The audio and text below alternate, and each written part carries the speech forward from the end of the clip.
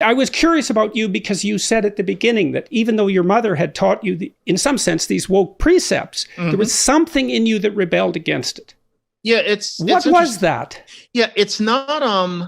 I don't rebel against the idea that, for example, there is institutional racism. I don't think it should be called that, but there are inequities in society between, say, black and white that are due to racist attitudes, usually in the past, and racist biases and racist lookings past. All of those things are definitely true. There are all sorts of things in Black history that have helped to set us back that one should certainly know about. One should know about the redlining of neighborhoods where in many cities, most Black people lived in neighborhoods where banks would not give you a loan. All of these things are very real.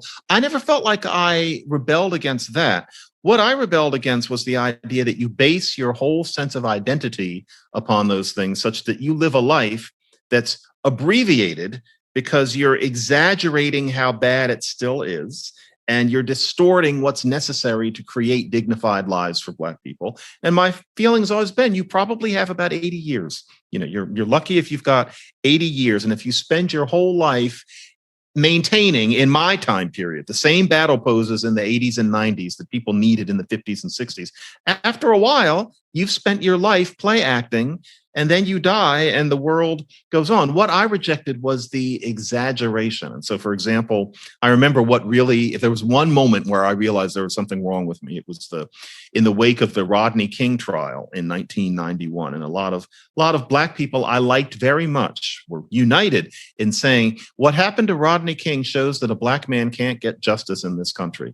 And I remember thinking, no, that statement would have made sense in about 1965 and in many American cities, 1975. And there were islands of it even in 1991. But the idea that as a 20-something Black person, you were living in a country where you just couldn't get justice, it struck me as beyond rhetoric, especially given the general attitude they had towards what being Black meant then, as we were standing around at Stanford University, a campus where all of us had been evaluated according to adjusted standards out of the idea that we were really wanted on that campus, et cetera, that we were supposed to still be speaking that language that the Black Panthers had spoken.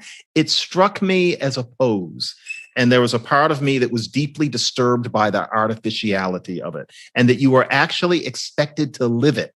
Why the okay, so you use very specific words. Oppose, artificial, as opposed to what? Like what? On what base? Like you're comparing it to something, Sure. And it sounds like you're comparing it. And you don't just regard it as an exaggeration. Your criticism has gone farther than that in the past. I mean, you've also directly stated that conceptualization of the problem in this form is actually interfering with the solutions that we still need to generate. So it's not just an exaggeration; it's a problem in and of itself, and that's a deeper criticism. So what's the artificiality as far as you're concerned, and compared to what? What you're trying to live, apparently, but what is that exactly? The question is, how much of an obstacle is racism after formal segregation has been battled, after racial attitudes changed profoundly in the 1970s? And I'm just old enough to have watched that happen. It gets to the point where, okay, racism does exist, both social and institutional, but how much of an obstacle is it to doing pragmatic things that will make poor Black people less poor and all Black people happier? So quick example would be that these days you can look at the fact that Black kids tend not to do as well on standardized tests as other kids. It's there. Now, you can look at that and you can say, well, if Black kids don't do as well on the test, that's because of racism. And so we need to eliminate the test because the test is racist. Now, in what way is the test racist? 40 years ago, maybe those tests asked you what wine goes with chicken. That hasn't been true for generations now. So it's not about asking people things that they have no reason to know. How is it racist? And there are people today who even will imply that Black thought is somehow incompatible with tests like that, which is very close to saying that Black people are incapable of disembodied abstract thought. And many whites will chime in. It's probably identical with that claim. Yeah, it's very unfortunate, especially given that the people who are saying it know very well the history of that being said about Black people. And so you look at the tests and you say that because Black kids don't do well on them, they are examples of systemic racism. Well, you have to get rid of racism, so you have to get rid of the tests, which means that you tell America that Black kids can't have their abstract reasoning measured without it being racist. And then when you get somebody saying, well, then Black kids just must not be as quick on the uptake, you call them a racist. And in the meantime, it's ignored that you consider helping Black kids get better at the tests, helping Black kids' parents realize what free test prep programs there are in those neighborhoods. The tests just take a little bit of practice, but you're not supposed to talk about it because the tests, quote unquote, are racist. It's an abuse of language. And it's abuse of the very conception of what racism is. That's not what my mother raised me in. That's not your grandmother's racism. That's something that comes from a way of thinking that was marginal in 1955, became sexy in about 1966, and here in 2021 is being treated as impregnable wisdom. Someone Black has to speak out against that. So that's what I mean by the exaggeration and the artificiality and the outright harm that comes from these sorts of things. Well, and with regard to it being a pose, so is it a pose of? So I could say, well, is it a pose of unearned virtue? I mean, virtue is not easy to earn. True virtue, you have to establish. Let's say we see where we go with this. Maybe you have to establish a relationship with beauty, and beauty is real. You have to establish a relationship with truth, and truth is real. And so to earn virtue is difficult because beauty and truth are imposing and formidable. If you have any sense at all, you see that. And so that's a daunting task to establish genuine virtue, and a terrifying task. And is the pose the willingness to adopt? See, because when I talk to the ideologue types, and maybe that happened most famously with an interview I had with, I think it was Helen. Just thinking about it. You mean Michael Eric Dyson, right? Yeah.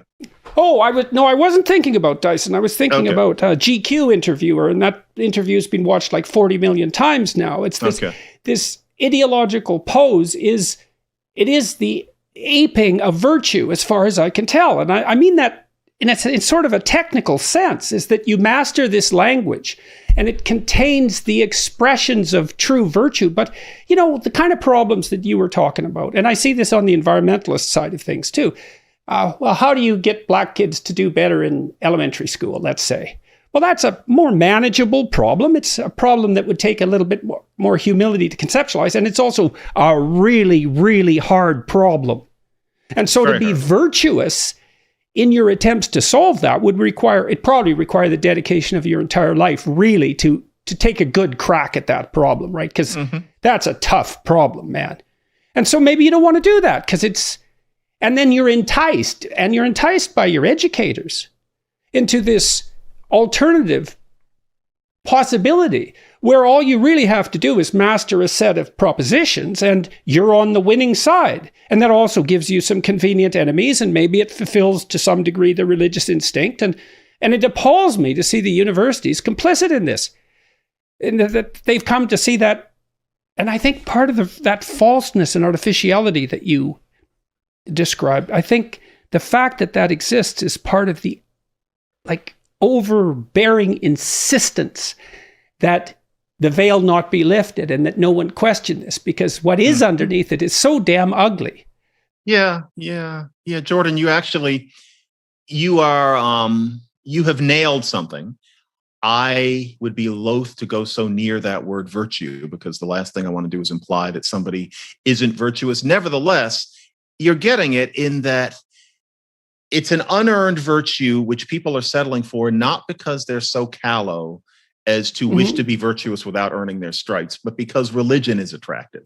And so if you are surrounded by people who are brandishing this message that everything that you don't like is racist and you can get beyond it that way. It's not that you're lazy. It's not that you're trying to get stripes that you didn't earn, but it's comfortable because part of being in that religion is that there's an us versus them conception, which is very comforting. You're part of a mission of uplift, which is very comforting. And in a university, that religion is there. It's as if they're, people from a church who are behind tables out in the plaza who are waiting to recruit people. That's there as soon as you hit campus.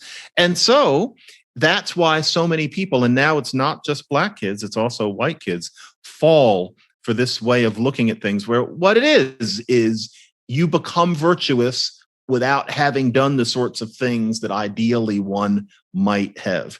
You're virtue signaling, and it is unearned virtue, but it's because you wish to have a cloak.